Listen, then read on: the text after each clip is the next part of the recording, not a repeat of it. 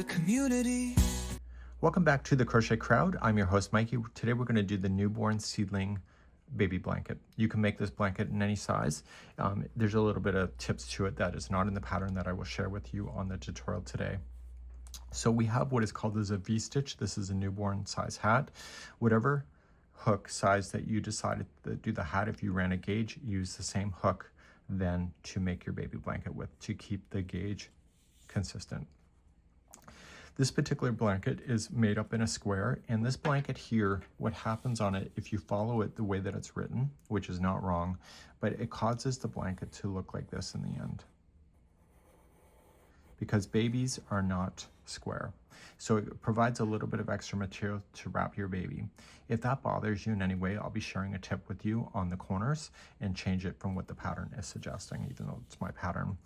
I used a Red Heart Comfort ball, and I was able to get one hat out of the ball plus this blanket. So this blanket is 28 inches by 28 inches. I did the hat first, and then I did the blanket so that I would maximize the amount of yarn that I had. So it's a really easy repeating pattern, and one of the things that you should know that there is a gauging workshop. If you see the video description, you'll be able to see links to this particular pattern as well to download. The downloadable version is slightly different from what you can read on screen. You have all of this information. The V-stitches will slide within a V-stitch, always on this particular one, and I got to show you the way that the corners are going to go here later on in the tutorial. So do you see that there's extra spaces right here in the middle? That's because of that shaping that I talked about, and that's because the corners are bigger than the actual V-stitch itself, but I'll show you how to adjust for that there as well. So once we get to round number 3, we're just going to repeat this, and the secret to this one is that we're going to turn at the end of each round to prevent the center from spiraling out. We also have a crochet diagram that's available to you, and you'll be able to follow that as well. So the first round we go this way, second round we go this way, and so on. So we're going to begin to do this process next. So let's grab your crochet hook and let's play. So let's grab our yarn, our crochet hook, and let's begin. So I'm just using a different yarn so that you can see the stitches. And we're going to begin by chaining 4. 1, 2, 3, and 4. And I need you to slip stitch to the first chain to form a center ring. So going in, yarn over, pull through. And this is the center ring. When you're crocheting around it, put the straggler around the ring so it gets trapped underneath the stitches as we begin round number 1 next. Round number 1, we are going to chain 3, which will count as your first double crochet. And you're going to double crochet right into the center ring. These two together are considered a V-stitch. So when we do a V-stitch within a V-stitch, we're going in between these posts, so right in the middle. Let's turn our corner. The corners will always be the same except for the very final, for the border, will always be chaining 3. So 1, 2, 3, and place in 2 more double crochets into the ring.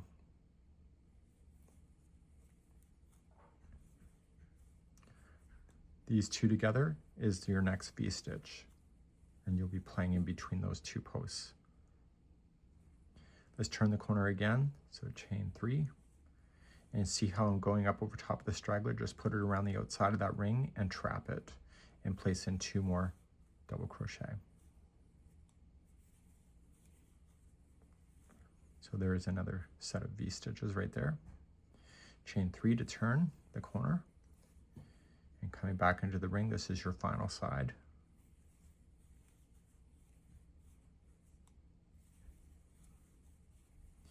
And in your corners, what you want, I'm just going to put the straggler behind. What you want to do is you want to chain 1, and then half double crochet to the top of the first chain 3. And the reason why I'm doing that is you'll see this in a second. So just do it, and I'll show you why. This puts the hook right exactly in the corner. So if I chain 3 and connect, I'll be over here. And if I do a double crochet and connect, I will be here. So by chaining 1, then half double crochet, I'm staying in the center. So before I move on, I'm going to turn it around and just get rid of that loose end. I find the right side and the wrong side of this particular blanket doesn't matter so much because we are going to turn it. So putting it back into your hand, rotate it around, and you are going to go in the opposite direction now, and you're looking at the back of the project starting on round number 2. So I'm going to give you 2 options. The pattern states to do the following: chain 3, and then double crochet in. This is considered a new V-stitch for the future. Then you're going to V-stitch in between the 2 double crochet right here. So a V-stitch within a V-stitch.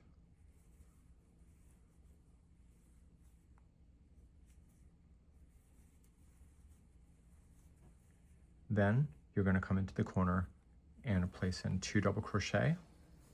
That's another V-stitch, those 2 together. And then you'll turn your corner by chaining 3. And then you'll come back into the corner, 2 double crochet, and there's another V-stitch you just created for the future. Here's your V-stitch here, so you'll place in a V-stitch within a V-stitch. So the reason why the bulging is happening is that this V-stitch is slightly lower than the corner, so it causes it to dip in the center along the sides. So I'll show you how to do that in a few moments to correct that if you want to. So coming into your next corner, you're going to place in 2 double crochet, chain 3, and 2 double crochet. So the 2 double crochets act as the V-stitches in the future. So coming on in, V-stitch within a V-stitch. And the only difference of the other rounds is that there's more V-stitches in between the corners. Another corner, 2 double crochet,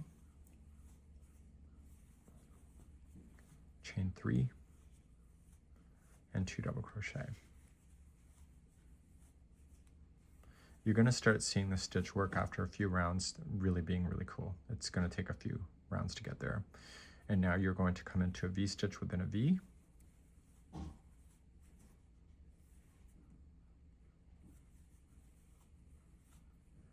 And then in the corner.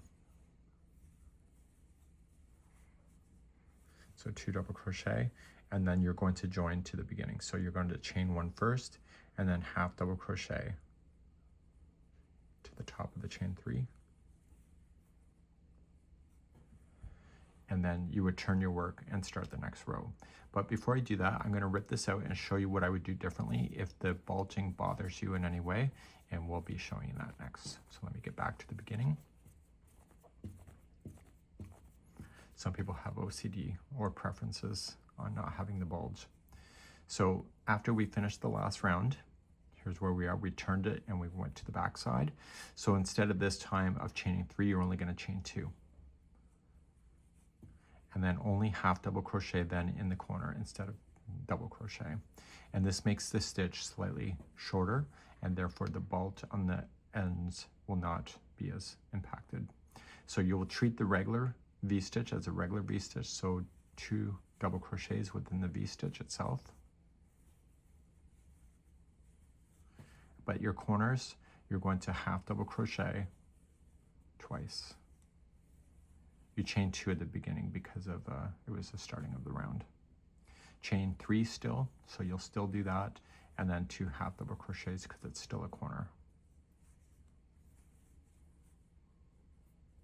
So this shorter stitch makes up for the distance of the V-stitch that drops down. Do you see the difference? So a V-stitch within a V-stitch, so a double crochet. There's 2 of those in there, and then your new corner. So you can let me know in the comments, what did you prefer? Do you prefer the chain 3s and the double crochets in the corner, or do you like the half double crochets? So chain 3 still, and 2 more half double crochets. So those half double crochets are still going to be V-stitches in the future. They're just shorter. So a V-stitch within a V-stitch, so 2 double crochet. Corners again, so 2 halves. Chain 3 to turn, and 2 halves.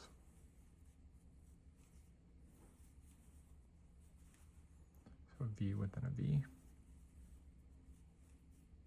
Sorry, that was a half double. It should have been a double.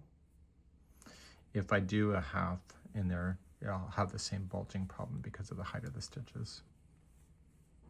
So on your very final corner, it'll be 2 half double crochet.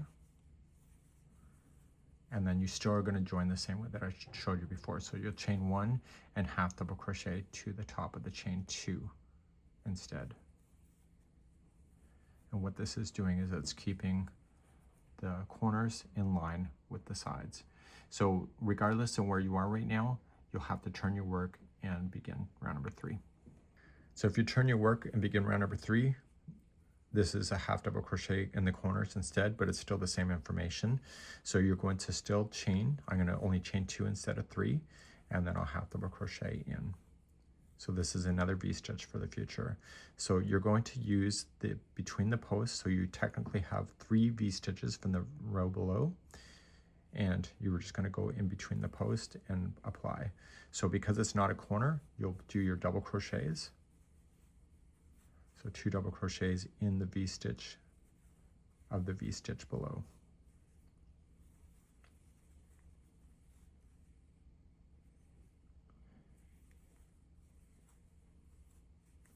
And then your corners next.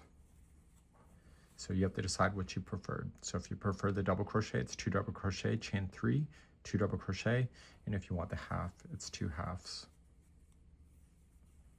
Still chain 3 and 2 halves. And then you keep on moving around like that. So you can see all the V stitches below, everything's in groups of 2. So a V within a V using double crochet. So what I want you to do is continue all the way around, and then I'll be back in a few moments and we'll recap, and then we're going to be moving on to the border soon after. So at the end of this round, you're going to put 2 halves in, or the 2 double crochet, whatever you decided, and then you were going to join. So chain 1 and half double crochet to the top of the first chain. In my case, it was chain 2.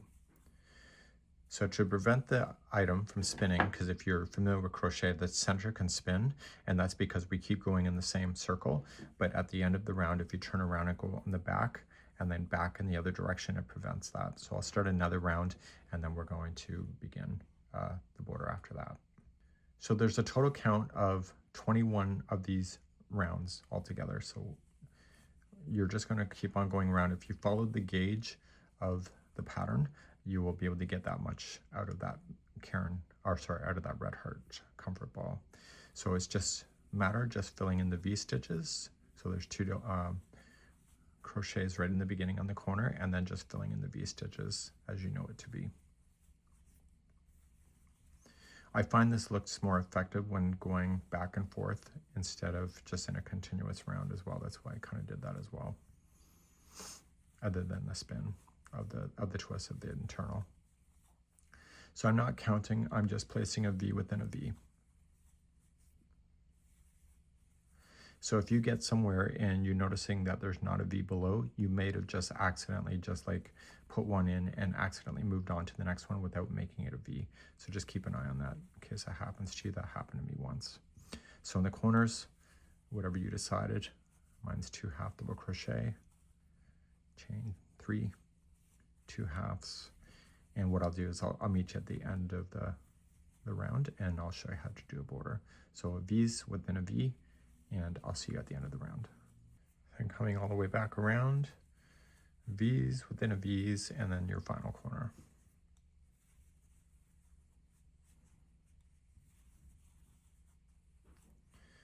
So you're just going to keep on going so that you can count a total of 21 rounds.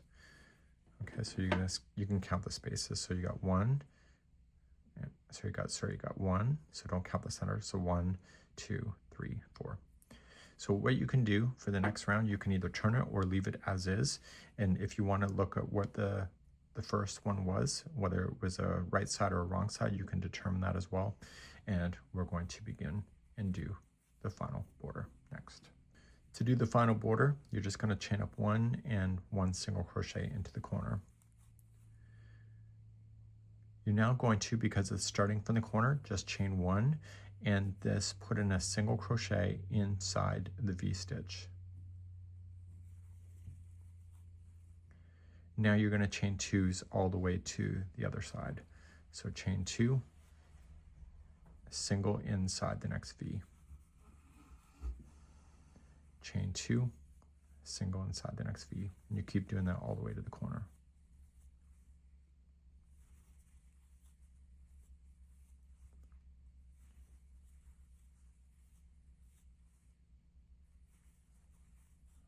Okay.